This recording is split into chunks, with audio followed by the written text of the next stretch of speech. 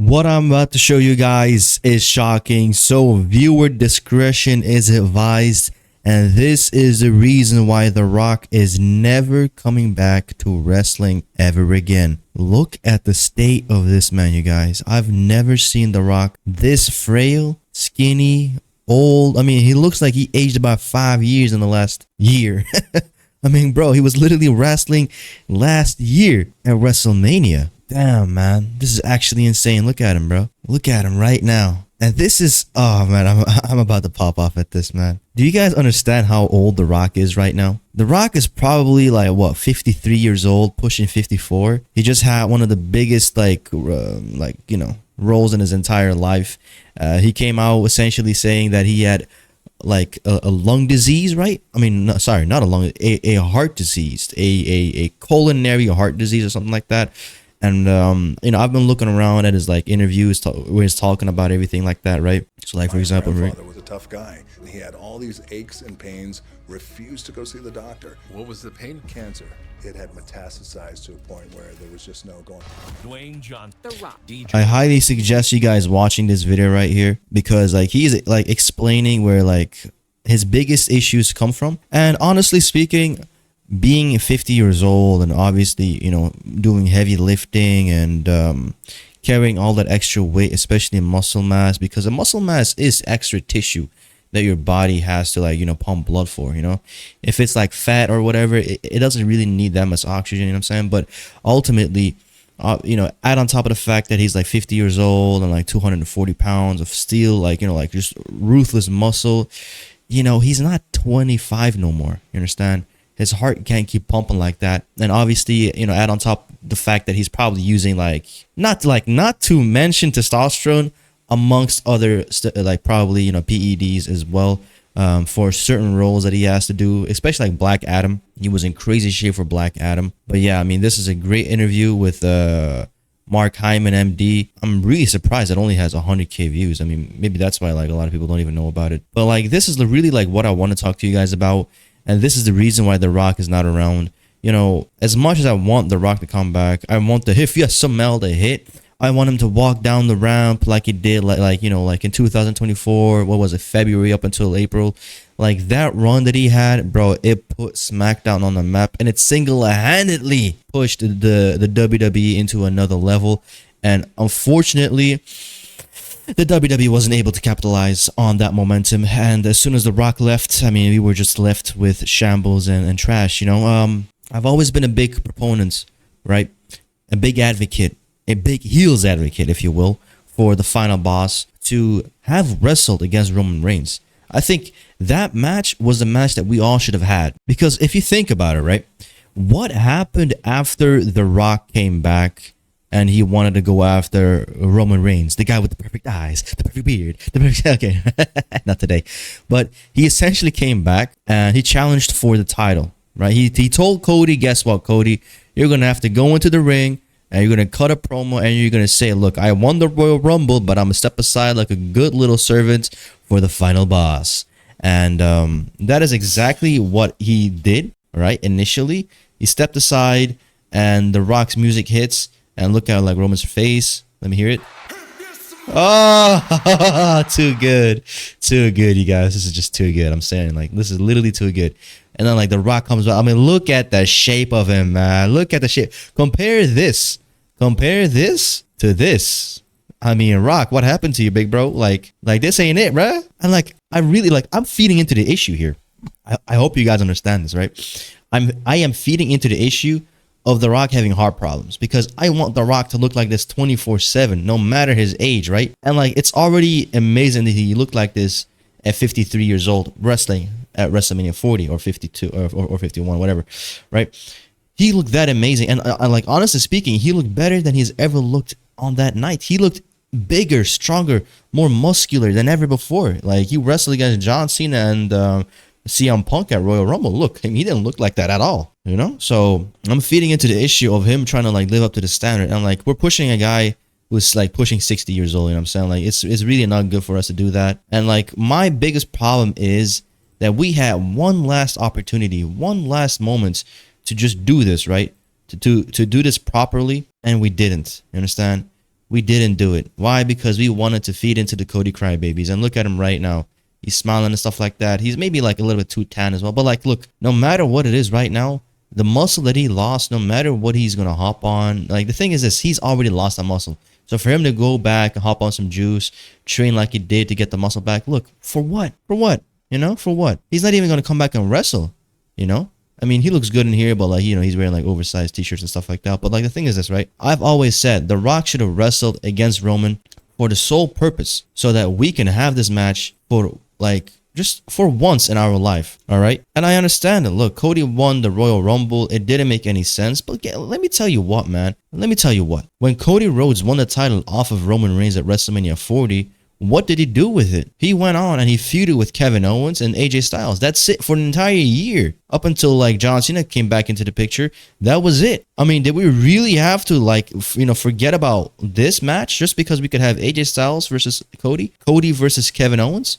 Was that really the reason? And the thing is this, we could have had this match and most likely we would have had Roman Reigns defend because obviously The Rock hasn't come back since properly. But if we want to make it extra crazy, we could have had The Rock win the title and Roman could go away like he did. Rock will have the title, right? Like, imagine this happening, right? The Rock has the title and he's a champion. Everybody's going to hate him. He's the ultimate final boss heel and we're all going to hate him, right? This is going to be finish a story times 2, right? It just leveled up. We're going to have Cody Rhodes come out leveling up, right? And as it stands right now, there is unfortunately nothing amazing that came out of the Cody Rhodes winning. And the whole thing about John Cena turning heel, yes, it was a great turn, but come on, you guys, let's be real about that as well. That also sucked. And the thing is this, John Cena only held the title for like 4 months. That's it. Not even 4 months. Less than 4 months, you know? So what was it all for? Look, WrestleMania 39, it was Cody Rhodes. WrestleMania 40, it was Cody Rhodes. WrestleMania 41, it is Cody Rhodes. He loses the title at 41. He reclaims it at SummerSlam. And then after SummerSlam, he was gone for 3-4 weeks. He didn't even show up at Paris, you know, to have a wrestling match. So the reality is we're going to go into WrestleMania 42 with Cody Rhodes again.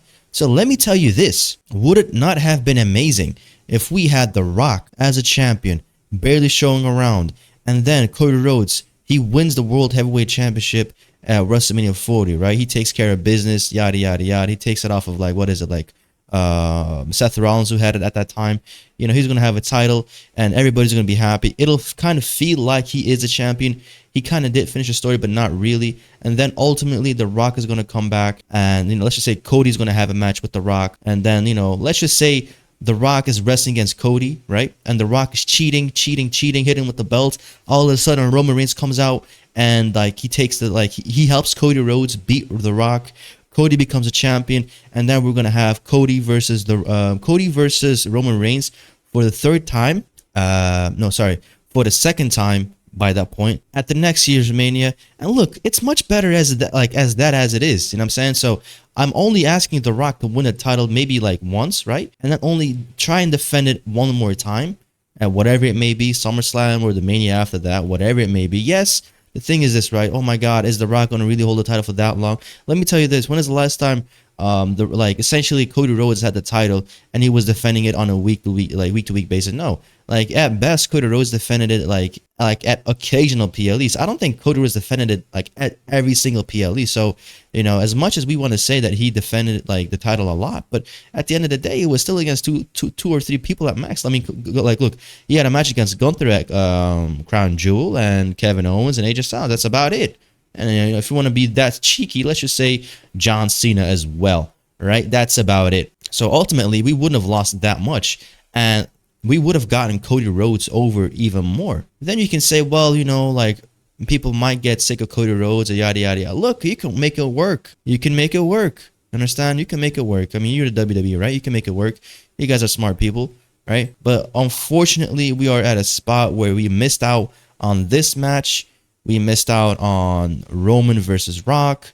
We missed out on The Rock being a champion again, because look at the shape that he was in. I mean, look at the striations on the forearms. I mean, look, I don't want to start glazing The Rock like I did Roman, but come on, man. Like, this is not the way that you want to end up being, right?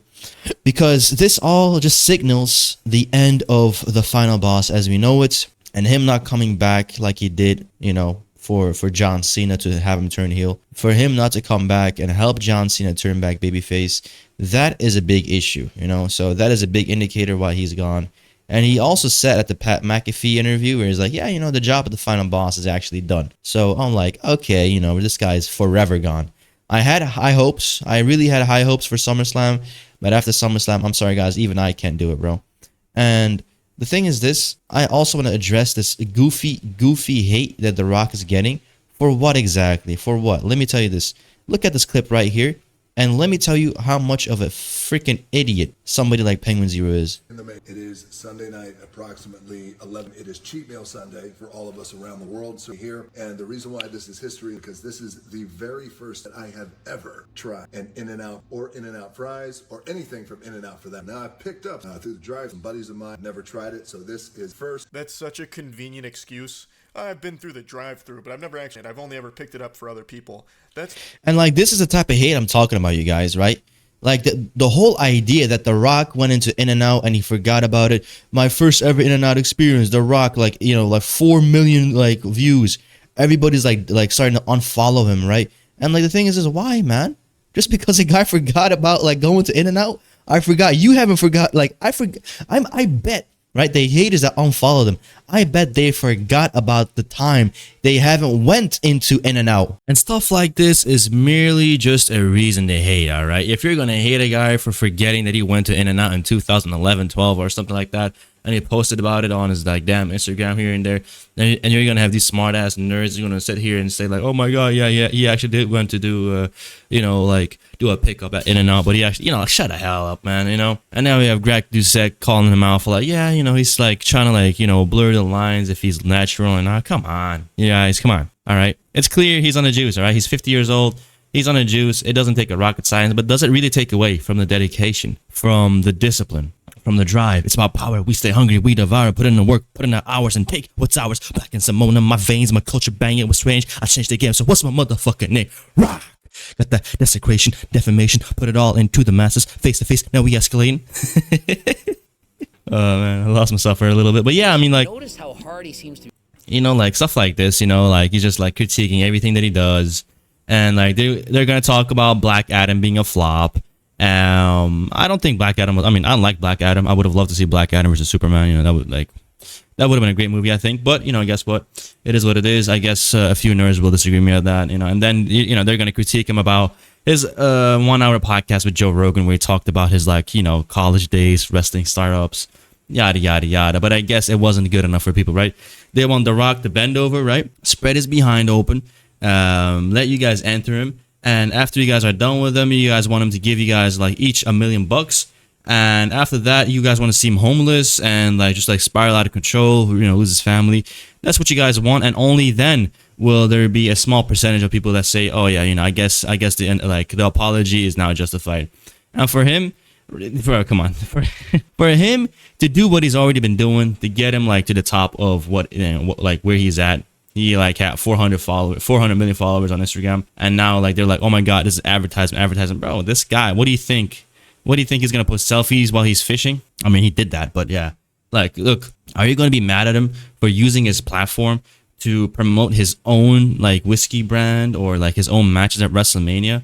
So like all of a sudden, right, when he's just like training, right, when he's training in the gym, that's not advertisement. It is advertisement, you moron. He's advertising the Rock brand. He's advertising the muscles behind the man. You know what I'm saying? He's advertising what it means to be the Rock. You know, because like if you see the Rock working out every single day, you know, in the Iron Paradise or whatever he likes to call it, that is good for his brand. You understand? So ultimately, if you can't look behind, like if you can't look past the fact that the Rock is just in business, right, for himself, in show business for himself. He has a brand that he has to bring forth and sell and get over, then you're completely lost. I mean, what do you want the guy to do? Like, please tell me, what do you want him to do? Be broken down like Mick Foley? Like, you know, be a drunkard like Ric Flair? Have lost 3-4 inches of height like Hulk Hogan? Barely immobile, like just like have 20-30 surgeries? You want him to do that? And like the people are like unfollowing. Why? Because he forgot to say that he went to eat In-N-Out. You know, come on, you guys. Let's be real for a second here. The Rock hate is really forced. Think about the man as your own success story. All right. Think about the man as he is. His father was a wrestler on the road. He barely made any money. He tried to, you know, raise a family through struggle. His son didn't have much, right? You're the son. I'm sure a lot of us have had the same background, you know, like, you know, hardworking parents, but not enough money, obviously. And you want to go to college and you're like the outcast and you're trying to do your best and you're trying to make it in something. You put your everything into maybe a field of study, maybe a like athletic endeavor, but you come up short. And instead of like rolling over and dying and like thinking that the high school days was your peak, you actually want to like bite down and, you know, get into a business that your father was in. Clearly, it wasn't that lucrative of a business, but you still look at it as the only option, right? So you do the job that your father is doing. I guess a lot of people can relate. I'm sure a lot of people went to the same job that their father was at.